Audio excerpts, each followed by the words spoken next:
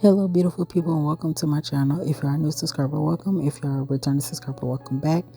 I'm getting ready for work in this video, so this is a voiceover that I'm doing. I'm starting off with my brows, and I just use the spoolie part to brush my brow hairs up in the direction that they grow in. And I like to start by outlining the bottom portion of my brows and lightly fill them in as I go. And your brows are supposed to be sisters, not twins, but I do like mine as close as possible.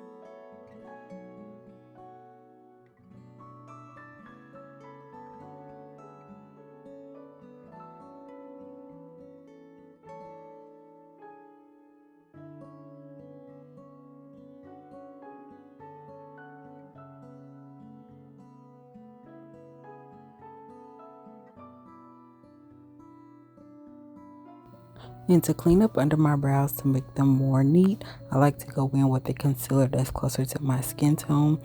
On camera, this concealer does look a lot darker, but it is close to my skin tone once it's blended all the way out. And I just like to blend that out with this accent brush.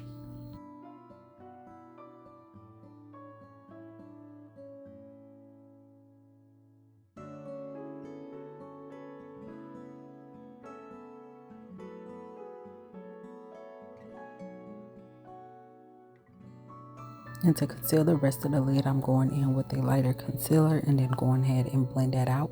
I also make sure that both of those concealers kind of fade into each other.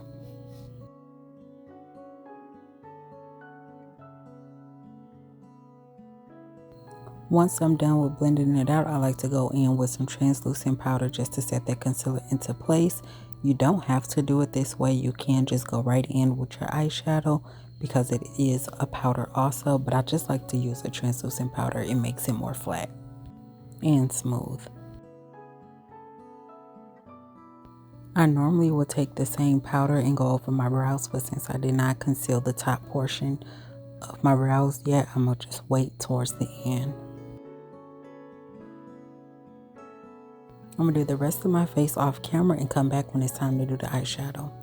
Okay, now that that is done, I'm going in with this Makeup Forever Starlight palette. And I'm going to start off with this black shade. And you want to be very light-handed when you go in with black. You don't want it to be too bold starting off. You want to kind of build it up just a little bit.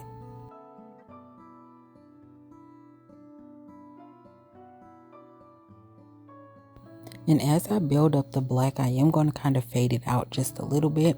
You don't have to worry about fading it out too much because of the next shade that I'm going to go in with.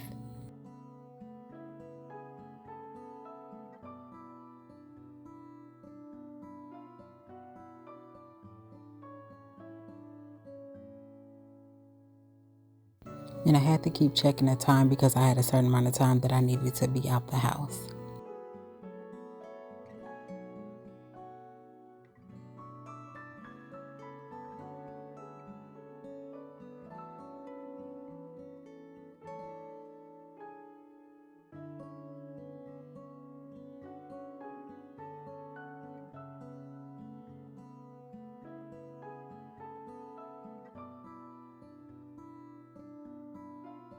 Now that I have that black exactly how I want it, I'm going to go in with this gray shade, and I'm using that to kind of fuse out the black at the top a little bit more. You can go in with another color as a transition color, but I'm just going in with that gray. And I also use the same brush. You also can go in with the clean brush if you like. I just like to use the same tools when the colors are similar.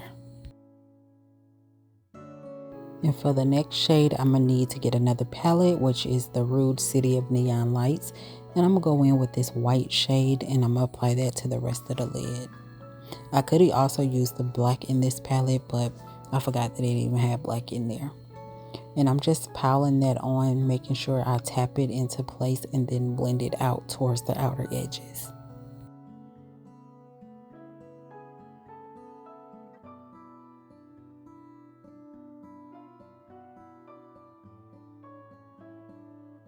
And I'm loving how it turned out already. I'm going back in with that brush with the black on it without adding any more product and kind of blending those two colors together. That way I don't have any harsh lines. Now I'm going in with some glitter as well as some glitter glue so that the glitter have something to stick to.